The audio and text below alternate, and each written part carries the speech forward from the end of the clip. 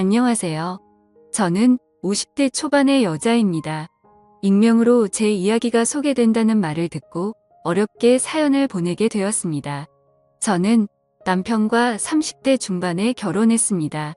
요즘은 워낙 30대 넘어서 결혼한 사람들이 많은데 저 때만 해도 늦은 결혼이었거든요. 저는 남편과 중매로 만나 결혼했습니다.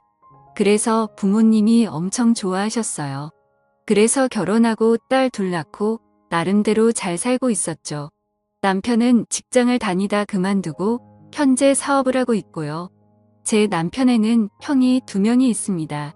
한 명은 현재 미국에 거주하시고 나머지 한 명은 서울에 계시죠. 그리고 저희 부모님도 서울에 살고 있어요. 시부모님 모두 건강하게 살아계시고요. 제 아주버님의 아내, 그러니까 제 작은 형님에게는 친구분이 한 명 있는데요. 그분이 미용사입니다. 그래서 저도 자주 가서 머리를 했죠. 저희 집에서 그리 멀지 않은 동네에서 미용실을 하시는데 꽤 실력이 좋으시거든요. 그날도 염색을 하려고 미용실에 갔어요. 그런데 문이 잠겨 있더라고요.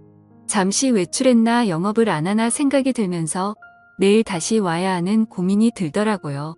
미용실 앞에서 10번 정도 고민하다가 내일 다시 오자 결정하고 집에 가려는데 화장실이 가고 싶더라고요. 미용실 상가 뒤쪽으로 가면 공용 화장실이 있거든요. 그래서 화장실 쪽으로 향했죠. 그런데 화장실 가는 길이 미용실 뒤편이에요.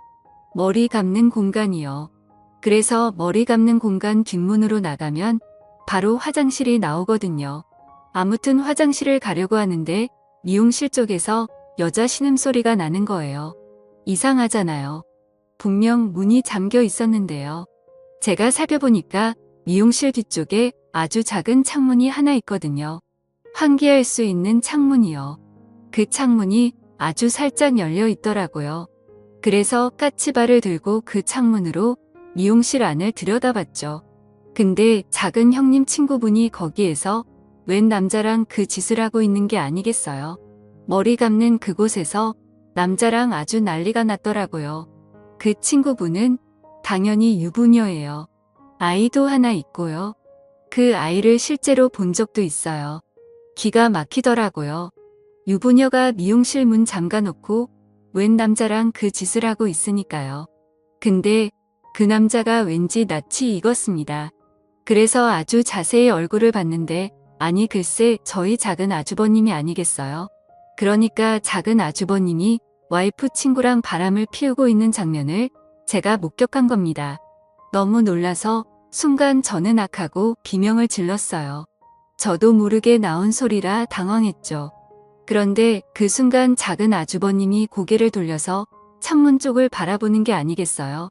그 바람에 작은 아주버님이랑 눈이 마주쳤죠. 저는 눈이 마주치자마자 냅다 도망을 쳤습니다. 바로 택시를 타고 저희 집으로 갔죠. 한 10분 후에 작은 아주버님이 전화를 하시더라고요. 당연히 받지 않았습니다. 그런데 막 10번이 넘어가도록 전화를 하시더라고요. 당연히 다급하셨겠죠. 바람 피우는 모습을 제게 들키셨으니까요. 그래도 받지 않았습니다. 너무 떨리고 심장이 쿵쾅거려서 받을 수가 없더라고요. 그렇게 전화를 계속 받지 않자 문자가 왔더라고요. 전화 좀 받아달라고요. 이야기 좀 하자고 하더군요. 저는 문자도 무시했습니다. 머리가 복잡해서 도무지 아무런 답장도 할 수가 없었어요. 그냥 남편 얼굴 보기도 민망하더라고요. 남편이 유독 작은 아주버님이랑 많이 닮았어요. 그래서 남편 얼굴 볼 때마다 작은 아주버님이 그 친구분이랑 그 짓을 하고 있던 광경이 생생하게 떠올랐습니다. 작은 아주버님은 제가 전화해도 받지 않고 문자도 무시하니까 아주 속이 타셨나 봐요. 저희 집으로 평일에 출근도 하지 않고 직접 찾아오셨더라고요.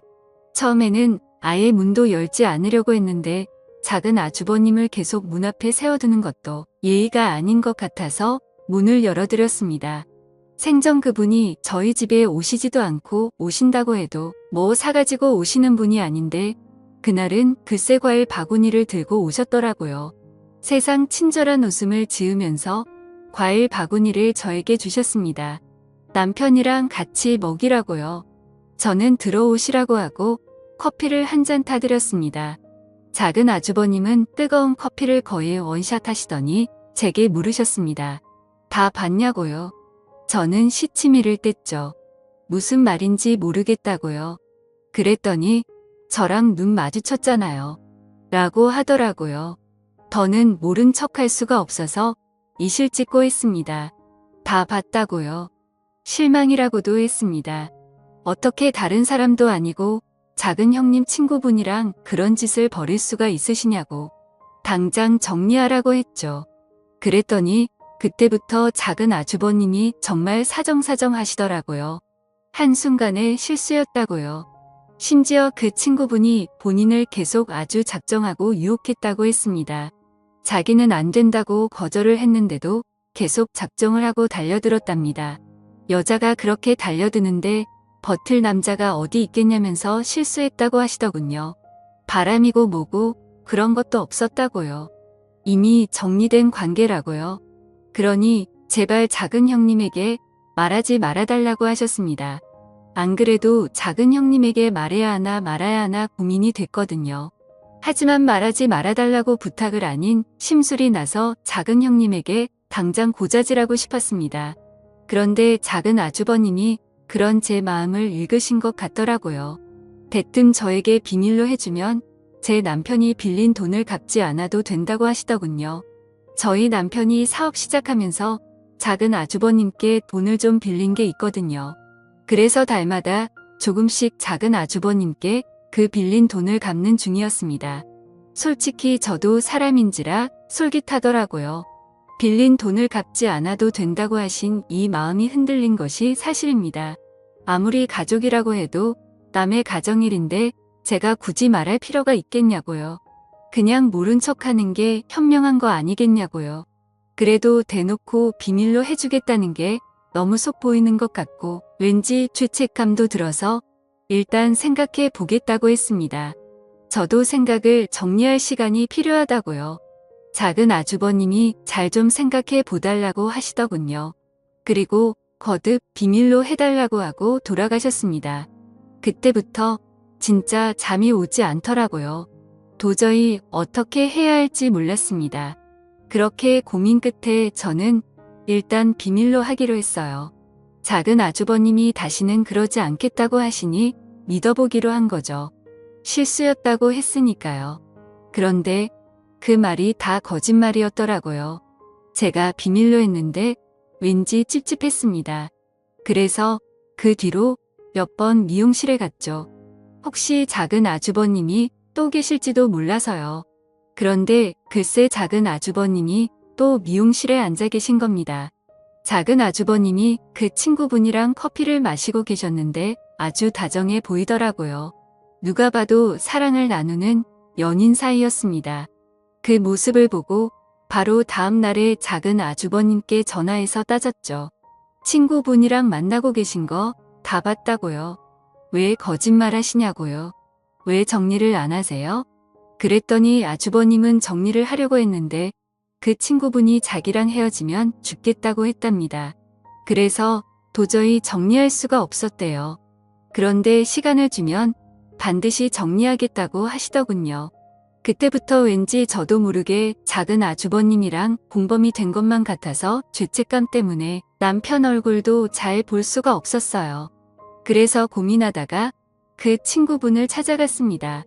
그리고 아주 잘 타일렀어요. 작은 형님을 생각해서라도 이러시면 안 된다고요. 제발 작은 아주버님이랑 정리하시라고요. 그래도 저는 그분이 나름 교양이 있고 생각이 있는 분이라고 생각했거든요. 그런데 이제 보니 제가 사람을 잘못 본 거더라고요. 아주 콧웃음을 치시면서 그럴 수 없답니다. 그러면서 작은 형님이랑은 사실 별로 친하지 않대요. 친구라고 나오는데 서로 별로 연락도 안 한다고요. 아니 전에는 저한테는 작은 형님이랑 엄청 친하다고 그렇게 말하더니 이제 와서 친하지 않다네요. 그게 말이 되나요? 그래서 제가 유부녀 유부남이 이러면 안 되는 거 아니냐고 했더니 사랑하는데 그게 무슨 상관이냐 하더군요. 그러면서 본인은 작은 아주버님이랑 재혼할 거라고 했습니다.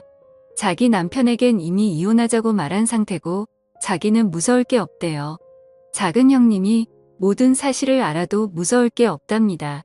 상간녀 취급을 받아도 작은 아주버님만 있으면 상관이 없다고요. 작은 아주버님에게 아주 푹 빠진 것 같았죠. 저는 작은 아주버님께 확실히 정리하라고 했습니다. 그분은 헤어질 생각이 없어 보이고 작은 아주버님이랑 결혼을 하겠다고 하는데 그럼 안 된다고요. 하루빨리 정리하라고 했죠. 알겠다고 하더군요. 시간만 주면 정리하겠다고요. 그리고 나서 2주쯤인가 모르는 번호로 연락이 와서 받았더니 그 작은 형님 친구분이더라고요. 무슨 일이냐고 물었더니 만나자고 하셨습니다. 할 말이 있다고요. 그래서 미용실로 찾아갔더니 엉엉 울면서 작은 아주버님이 바람을 피운다고 하더라고요. 아니 이미 그 친구분이랑 바람을 피우고 있는 작은 아주버님이 또 무슨 바람을 피운다니? 제가 그게 대체 무슨 소리냐고 했더니 글쎄 작은 아주버님에게 또 다른 여자가 있답니다. 본인이 얼마 전에 알아냈다고요. 자기가 그 여자 누구냐고 따져 물으니까 알 거 없다고 하면서 헤어지자고 했습니다. 이미 다른 여자를 사랑하게 됐다면서요. 저를 붙잡고 엉엉 울면서 말하더라고요. 그런데 제가 듣다가 대체 그런 말을 왜 나한테 하는 거냐고 했더니 저보고 작은 아주버님 좀 설득해달래요. 그래서 뭘 설득하냐고 했더니 그 여자랑 헤어지라고 말을 해달랍니다. 기가 막히더군요. 본인도 바람을 피우는 주제에 누구 보고 헤어지라고 부탁을 해달라는 건지. 그래서 그런 건 내가 알아서 할 테니 신경 쓰지 말라고 했죠. 이제라도 정신 차리고 본인 가정에 충실하라고요. 그 후 집에 들어왔는데 기분이 좋지가 않더라고요. 그래서 작은 아주버님께 전화를 해서 제가 들은 부분을 모두 물었죠. 작은 아주버님은 사실이 아니라고 하더군요. 그 여자가 모두 꿈이 하는 말이라고요. 자기가 헤어지라고 해서 앙심을 품고 그런 거짓말을 한 거라고 하셨죠.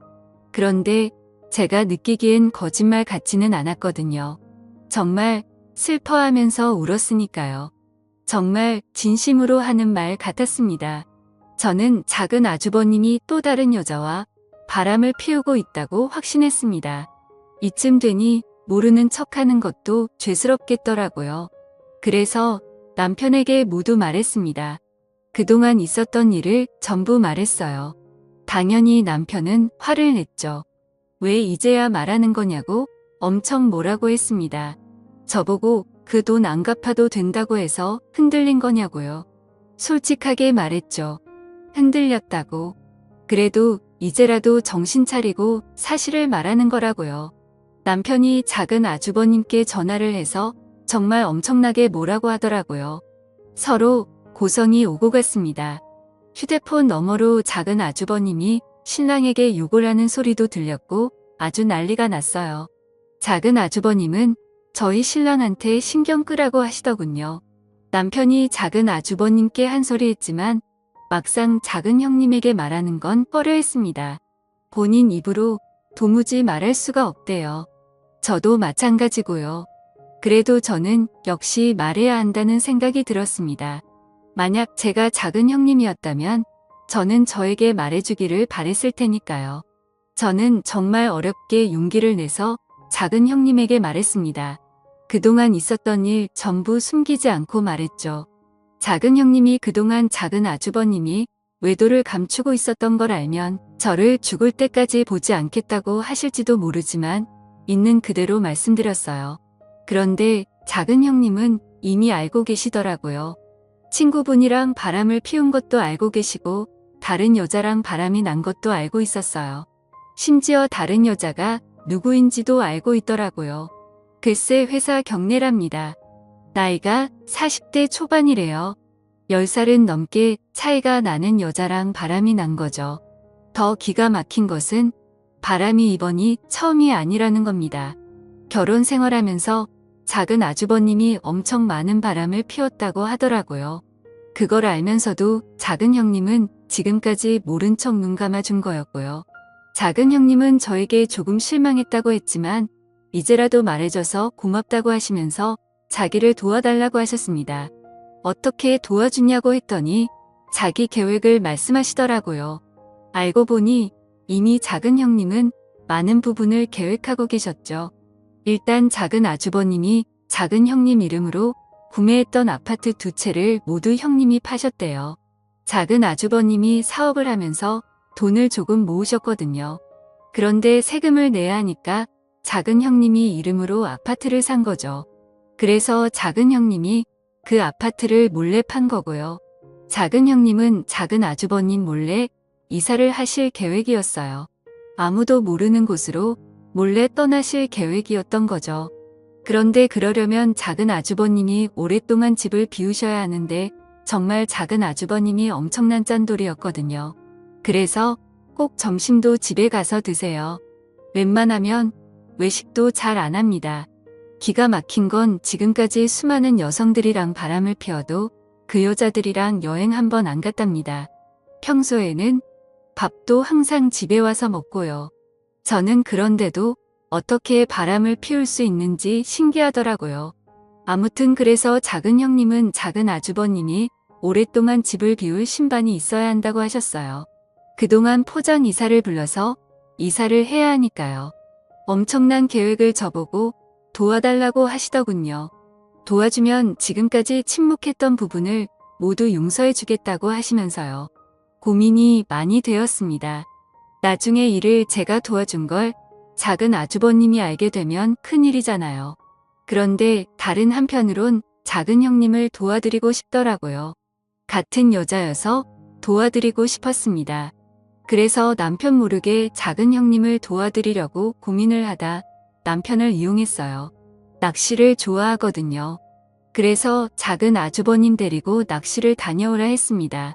남편이 고민하다가 그러겠다 하더군요. 물론 작은 아주버님이 처음에는 가지 않겠다고 하셨어요. 남편이랑은 평생 보고 싶지 않다고요. 그래서 반협박을 했죠. 우리 남편이랑 낚시 가서 화해하지 않으면 작은 형님에게 모든 사실을 말하겠다고요. 그렇게 말하는데 안 갈 수가 있나요? 가겠다고 하더라고요. 그래서 아무것도 모르는 남편은 작은 아주버님을 데리고 낚시를 갔습니다. 작은 아주버님이 저희 남편이랑 1박 2일로 낚시를 하는 사이 작은 형님은 이사를 했습니다. 포장 이사를 불러서 이사를 했죠. 아무도 모르는 곳으로요. 심지어 저에게도 알려주시지 않았어요. 나중에 어른이 되면 자리를 잡고 나면 알려주겠다고 하셨죠. 그렇게 작은 형님은 떠나셨습니다. 당연히 집안이 뒤집어졌죠. 작은 아주버님 입장에서는 얼마나 황당했겠어요. 낚시를 마치고 돌아왔는데 와이프가 짐을 모두 빼고 떠나버렸으니까요. 작은 형님에게 전화를 해봤는데 없는 번호라고 했답니다. 정말 증발해버린 거죠. 작은 아주버님이 저에게 전화해서 엄청 난리를 피우셨어요. 혹시 알고 있었냐고요?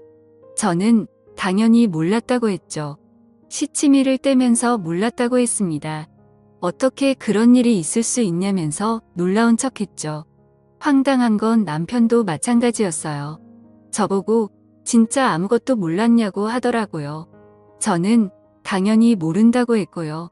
나중에 작은 아주버님이 작은 형님이 아파트 2채를 판 사실도 알게 되셨어요. 남편 말로는 작은 아주버님이 오열을 했다고 하더라고요. 나라를 잃은 사람처럼 통곡을 했다대요. 작은 형님을 잡으려고 해도 어디로 갔는지도 모르고 번호도 모르니 잡을 수가 없다고요. 그리고 나서 한 달 후쯤인가 작은 형님이 저에게 전화를 하셨더라고요. 본인은 아주 잘 지낸다 했습니다. 현재 지방에 계시다고 했어요. 어디 지역인지는 말씀해주지 않으셨고요. 나중에 작은 아주버님이랑 정리가 되면 말씀해주겠다고 하셨죠. 저는 작은 아주버님이랑 연락은 해보셨냐고 여쭈었더니 하셨다고 하시더군요. 작은 아주버님이 아주 난리가 났었다대요. 도대체 어디냐고 했답니다. 본인 돈 가지고 오라고요. 작은 형님은 그냥 이렇게 살자고 했답니다. 굳이 이혼할 필요 없다고요. 각자 이렇게 떨어져서 각자 인생을 살자고요. 그렇게 하는 것이 더 편할 것 같긴 하겠더라고요. 차라리 이혼을 하는 게 낫지. 작은 아주버님이 절대로 안 된다고 돌아오라고 했지만 소용없었죠. 돌아갈 생각이었다면 애초에 작은 형님이 그런 계획을 세우지도 않았을 겁니다. 그 일로 인해 작은 아주버님은 지금까지 바람을 피셨던 것을 시부모님께도 들키게 되었습니다. 그래서 또 한바탕 난리가 났었죠. 그리고 시부모님이 작은 아주버님이랑 저희 부부를 불러서 이게 대체 무슨 일이냐고 화를 내셨어요. 그리고 작은 아주버님에게 지금까지 밖에서 어떤 짓거리를 하고 돌아다니길래 이런 사단이 난 거냐고 하셨죠. 시아버지께서는 너 같은 자식 필요 없으니 다시는 본인 눈에 보이지 말라고도 하셨어요. 그 소식이 미국에 계신 큰 아주버님에게도 들리셨나 봐요. 당연히 큰어머니께서 말씀을 하셨겠죠. 남편 말로는 큰 아주버님이 작은 아주버님께 전화를 해서 엄청 욕을 하셨게요. 부끄럽다고 하시면서 평생 반성하며 살라고 했답니다. 재수씨 괴롭히지 말라고요. 그냥 그렇게 살라고 했답니다. 작은 아주버님도 큰 아주버님에게는 꼼짝 못해요. 그래서 그 말 듣고 더 이상 작은 형님을 괴롭히지 않는 것 같더라고요. 어느 정도 상황이 정리가 되니까 작은 형님이 아무에게도 말해주지 말라면서 사는 곳을 말씀해 주셨습니다. 작은 형님은 제주도에 계셨죠. 작은 형님은 작은 아주버님이 자신이 사는 곳을 알 수 없도록 작은 형님 어머님 이름으로 집을 구매했다고 했습니다. 그래야 절대 모른다면서요. 그래서 전 남편에게 친구들이랑 놀러 간다고 말하고 작은 형님을 보러 제주도에 갔었어요. 형님이 편안하게 사시는 모습을 보니 안심이 되더군요. 저는 남은 인생을 편하고 즐겁게 보내시라고 했죠. 가끔 이렇게 찾아오겠다고요. 작은 형님은 흔쾌히 그러라고 하셨습니다. 남편은 제가 작은 형님이 어디에 있는지 알고 있다는 사실을 눈치챘는지 저에게 가끔씩 물어봅니다. 작은 형님이 대체 어디에 있냐고요. 서로 연락하고 지내는 거 다 안다고요. 저는 절대로 모른다고 했죠. 절대로 알려고 하지 말라고요. 계속 묻다가 제가 말을 하지 않으니까 더는 물어보지 않더라고요. 돌이켜 생각해보면 후회되고 부끄럽습니다. 진작에 작은 형님에게 사실을 말하지 않은 부분이요. 그것만 생각하면 정말 얼굴이 화끈거려요. 작은 형님은 그럴 수 있다고 본인이었어도 말해주는 게 어려웠을 거라고 다 이해한다고 했지만 그럼에도 부끄러운 것은 사실이에요. 그나마 일이 이렇게 잘 끝나서 다행이죠.